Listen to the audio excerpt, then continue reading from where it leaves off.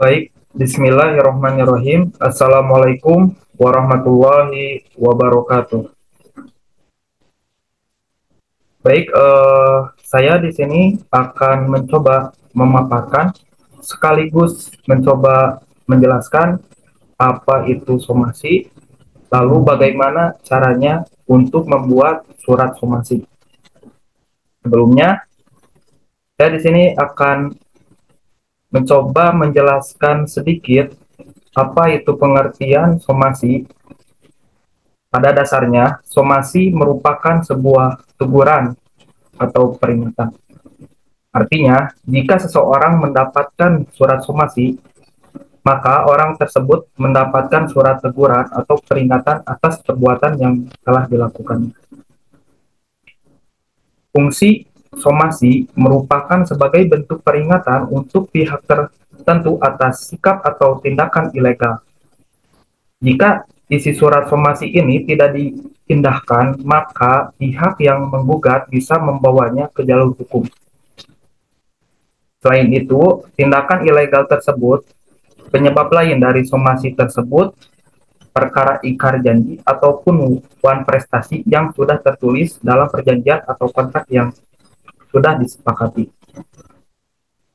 Dasar hukum dari somasi ini dalam Undang-Undang Hukum Perdata terdapat pada pasal 1238 yang menyebutkan bahwa si berhutang merupakan lalai apabila ia dengan surat, perintah, atau dengan sebuah akta sejenis itu telah dinyatakan lalai, atau demi perkataannya sedikit, ialah jika ia menetapkan bahwa si berhutang harus dianggap lalai dengan lewatnya waktu yang telah ditentukan. Maka, pada saat melayangkan somasi, pihak yang menggugat seringkali menggunakan kuasa hukum. Hal ini tidak diwajibkan namun diperbolehkannya. Nah, baik, kita langsung lanjut saja. Bagaimana sih untuk membuat ataupun langkah-langkah dalam membuat surat somasi tersebut?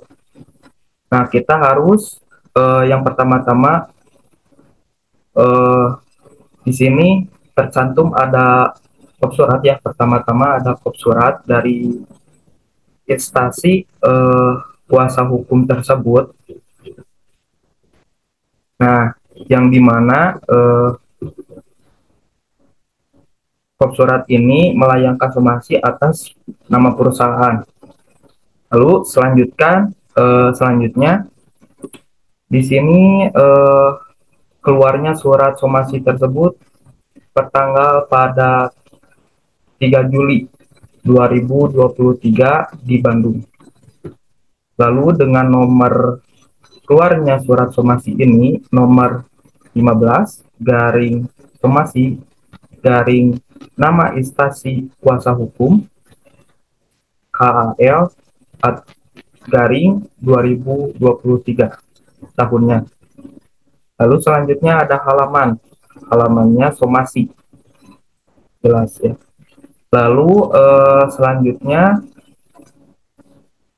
cantumkan ataupun identifikasi pihak penerima somasi ini, yaitu di sini saya mencantumkan kepada yang terhormat Saudara Ardiansa. Lalu beralamatnya di mana tuh Saudara Ardiansa ini, yaitu di Jalan Manisi nomor 20 RT 05 RW 06 Kampung Jati Kota Bandung. Lalu langkah berikutnya kita membuka dengan sopan dengan kata dengan format, lalu kita jelaskan yang bertanda tangan di bawah ini siapa kuasa hukumnya. Nah, yang bertanda tangan di bawah ini kuasa hukumnya yaitu Dani Ramadan, SHMH, LLM, advokat pada kantor hukum kalau yang beralamat di Jalan Sukaluyu, Cibiru, Bandung. Nah, Dani Ramadan ini bertindak mendampingi dan mewakili klien yang bernama Farhan Ferdinand. Nah, Farhan Ferdinand ini sebagai kliennya. Untuk dan atas klien kami, dengan ini kami sampaikan somasi kepada saudara Ardiansah, penerima somasinya. Nah, kita langsung jelaskan tujuan dari somasi ini. Nah, yang pertama bahwa kita jelaskan dulu kuasa hukum ini apakah sah atau tidak sahnya. Lalu jelaskan di sini yang pertama bahwa saya merupakan kuasa hukum yang sah dari Farhan Ferdinand berdasarkan surat keluarnya kuasa nomor 10 garing kuasa garing KL garing 2023 yang berlaku sejak tanggal ditandatanganinya surat kuasa tersebut. Lalu selanjutnya jelaskan lagi bahwa sehubungan dengan pelaksanaan kerjasama antara saudara Ardiansa. Nah, jelaskan kronologinya bahwa dengan klien kami berdasarkan surat perjanjian kerjasama nomor 01 garing SPK garing 2022. SPK ini yaitu surat pembayaran kendaraan, pembiayaan kendaraan yang dimana customer tersebut memberikan kewajibannya kepada saudara Ardiansa, yaitu yang pada intinya menentukan kewajiban bagi klien kami sebagai investor untuk memberikan sejumlah uang yaitu sebesar 30 juta rupiah. Nah, yang akan digunakan oleh saudara Ardiansa tersebut untuk modal usaha dengan ketentuan bahwa setiap bulan keuntungan dari usaha akan dibagi rata masing-masing 50%, itu setengahnya dari hasil keuntungan tersebut. Lalu selanjutnya yang ketiga bahwa sejak dimulainya usaha fotokopi tersebut yang dilakukan oleh saudara Ardiansa pertanggal 15 Januari 2022 hingga 15 Februari 2023, keuntungan rata-rata usahanya sebesar 10 juta rupiah per bulan dan pembayaran bagi hasil klien kami tidak pernah ada hambatan. Namun sejak tanggal 10 Maret 2023 hingga tanggal dikirimnya somasi ini, saudara Ardiansa belum membayarkan keuntungan usahanya kepada klien kami sebagai mana perjanjian di atas. Nah, saudara Ardiansa ini pada tanggal 15 Januari 2022 hingga 15 Februari 2023 keuntungan rata-rata usahanya 10 juta dan tidak ada hambatan kepada klien kami untuk membayarnya. Namun saudara Ardiansa ini mengalami hambatan di tanggal 10 Maret 2023 hingga dikirimkan informasi ini belum membayarkan keuntungannya.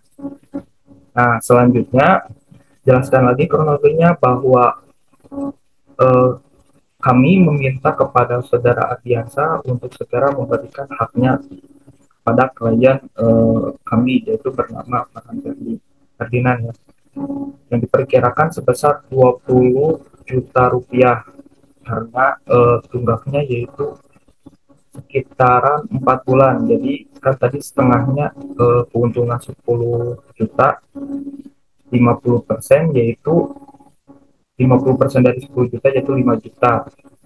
Nah, ditambah 4 hari maka yang belum dibayarkan pada klien kami itu sebesar 20 juta rupiah.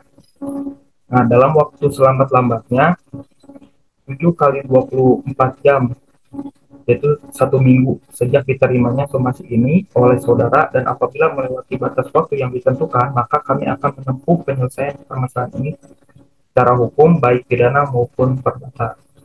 Nah, kita harus memberikan waktu untuk kepada penerima somasi ini untuk membayar lambat-lambatnya 7 hari ataupun bisa dua minggu kondisional. Lalu selanjutnya apa Apabila ada hal-hal yang kurang jelas dan segala jenis pertanyaan, konfirmasi, dan atau mediasi mengenai perkara ini dapat menghubungi nomor yang tertera pada form surat di atas. Nah, kita harus mencantumkan nomor instansi atau dari kantor hukum tersebut supaya si penerima somasi itu mudah untuk mengkonfirmasi kepada eh, kuasa hukum kita. Nah, jika ditentukan selanjutnya jika ditentukan tidak permasalahan tidak selesai, di dalam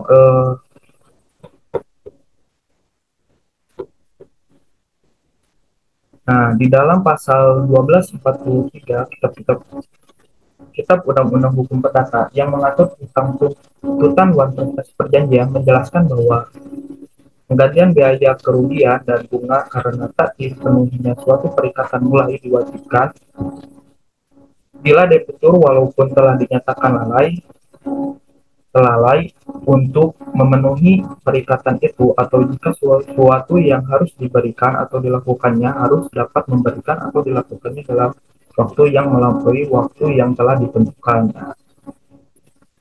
Yang tadi, jika waktu selama tepatnya 7 kali 24 jam ataupun sebelum diterima somasi ini oleh saudara apabila melebihi batas waktu yang ditentukan maka kami akan menempuh penyelesaian ini secara hukum baik pidana maupun perdata gitu.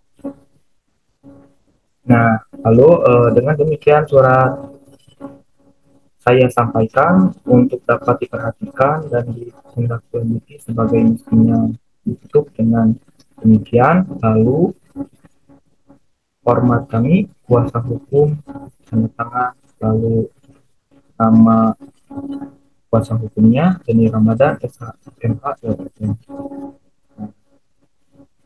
Apa sih manfaat dari somasi ini? Nah, manfaat dari somasi ini bisa menjadi alternatif murah dan efisien untuk urusan litigasi yang mahal jika sudah dibawa ke jalur hukum, maka satu-satunya penyelesaian yang bisa dilakukan adalah melalui pengadilan perdata. Nah, manfaat somasi ini dapat digunakan untuk menghentikan pelanggaran yang dilakukan pihak terkait. Intinya dari somasi ini berupa teguran atau peringatan kepada pihak tertentu agar berhenti melakukan pelanggaran ataupun wan prestasi. Dalam hal ini, somasi juga berperan sebagai penengah kedua belah pihak yang bersengketa sebelum dibawa ke meja hijau secara resmi. Mungkin sekian dari saya, pemaparan saya. Mohon maaf bila ada banyak kesalahan ataupun kata yang tidak enak. Wassalamualaikum warahmatullahi wabarakatuh.